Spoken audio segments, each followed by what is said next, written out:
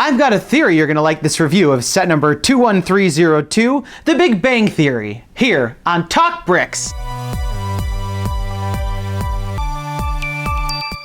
Hello, and welcome back to another episode of TalkBricks, where I bring you the latest in LEGO news and reviews. Don't forget to subscribe to make sure you don't miss out on any of my upcoming videos, but let's get right to it. Michael here, and I'm so excited to be reviewing for you guys the Big Bang Theory set from The Big Bang Theory. This set is the 10th set in a series of LEGO Ideas sets in which fans vote on user-submitted creations to figure out what the next LEGO set will be. The interesting thing about the LEGO Ideas set is that they come in very nice boxes that are really more collector's items.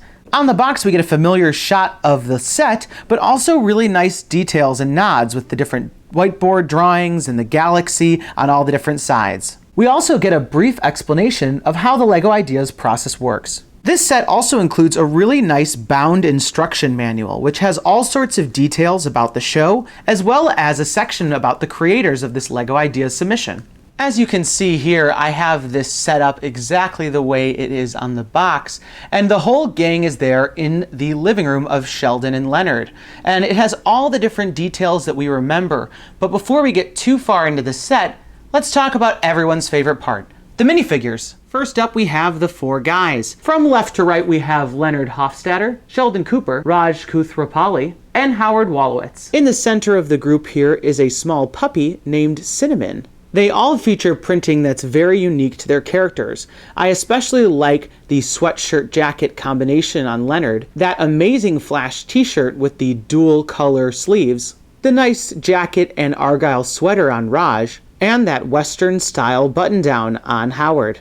Howard also has a belt printed on with a belt buckle that's a video game controller, which is really cool. Each character has two faces. Here we can see most of the gang seems pretty happy. And here you can see all of their secondary faces. I really think all the faces on these characters really capture the actors and characters' likenesses. And here we have all the minifigures from the back. You can see the continuation of the printing from the front, and I especially like the hood on Leonard's jacket. And here we have our three female minifigures. From left to right we have Penny, Amy Farrah Fowler, and Bernadette. They all have really great printing. I love all of their different shirt details. I especially love the color of Bernadette's torso, which is this nice dark pink that I'm not too used to in LEGO sets.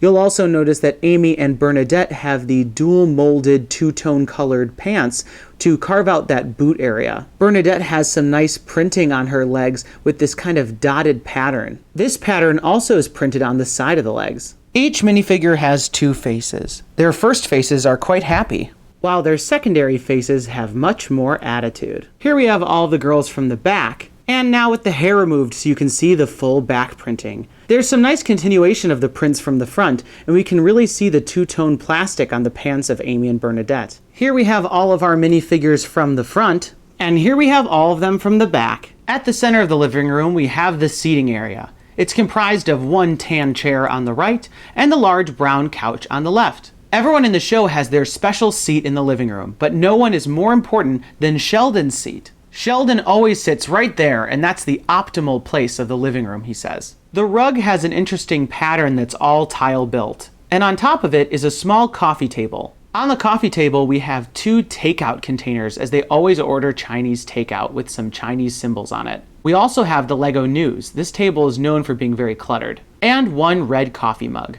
To the right of the couch we have the end table with a lamp on top. I really like the way that this is built, and I especially like the lamp shade design. Just behind the couch we have the first bookshelf, and as you can see it's all brick-built books. These are made primarily using jumper tiles in 1x2 and 2x2 varieties. Just to the left of the bookshelf we have a brick-built telescope, and this telescope is a prominent feature in their living room. On top of the bookshelf we have a lot of very familiar details from the show. That painting on the wall is called The Incident. That red micro figure on the shelf may be to represent an action figure that they have in the apartment, of Luke in a stormtrooper outfit. There's a few globes we have on the top of the bookshelf. The two on the left may be the astrological globe, as well as a standard globe that we've seen in a few pictures. On the right we have one of those nebula plasma balls, which is cool when you touch your finger to it. That rocket in the center is the fall stock orbital rocket, and just to the right of it we have the Green Lantern camping light, which is very iconic from the show.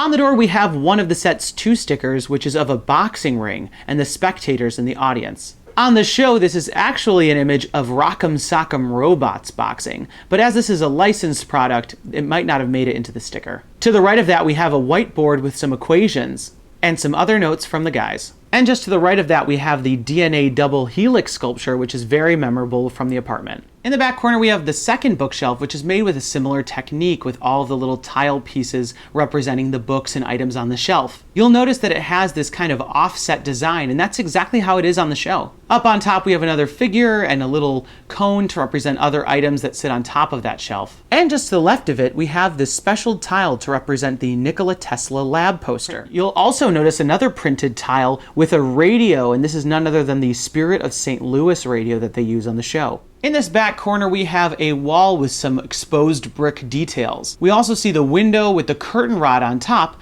and 2 pieces on the right and left to represent the blue curtains. The desk is quite simple with a computer monitor and a printed 1x2 tile with the keyboard pattern. We also get a brick-built lamp that uses a gun for the neck. Just to the side of the desk, we have 2 drawers made by 1x2 jumper plates, and this is to represent the card catalog that they have in the corner. Near the desk area, we have a door frame, and on one side of the wall, we have this antique fuse holder with some fuses inside, printed on a sticker. Here you can see that door frame from the outside, and we have one of the lights and a little bit of switches or electronics on the wall. Here we get a quick shot of 2 of our characters with the Chinese food and forks in their hands. And these forks are from the Friends set of kitchen utensils, including plates, cupcake tins, and lots of other accessories. Some additional elements for the room are included. On the left, we have the whiteboard with some printing on it to represent some of the equations they use to explain things on the show. On the ledge, we have 2 dry erase markers represented by lipstick pieces from the Friends line. Included with the set are all 4 colors of Friends lipstick. And here we have everything back together for my final thoughts. This set is quite a nice set and does a lot of fan service with a lot of fun details from the show. If you're a huge fan of the show, there's going to be a lot for you to love, especially these really great character minifigures. There's so many fun references and little things for you to point out and really kind of relive all the things you remember about the show. That being said, at $59.99, this set is a bit expensive. And the build is not incredibly challenging. So I'd only recommend this if you're a big fan or if there's some elements in this set that you want to add to your personal collection. The designer packed in so many fun details, and there's really a lot of great parts, that I think this set is really nice, even if you're not a huge fan. But those are just my thoughts about the set, and I'd love to hear yours in the comments down below. If you're a fan of the series, let me know which of the references was your favorite, and which did they leave out. And for everyone, will you be picking up the Big Bang Theory set? If you like what you saw, don't forget to leave me a thumbs up down below and subscribe to make sure you don't miss out on any of my upcoming videos. That's all the time we've got for today. Thanks, and have a good one. Hey guys, Michael here. Did you miss my review of the Mystery Mansion from Scooby-Doo? Click on this annotation to watch that video, and don't forget to subscribe to make sure you don't miss out on any of my upcoming videos.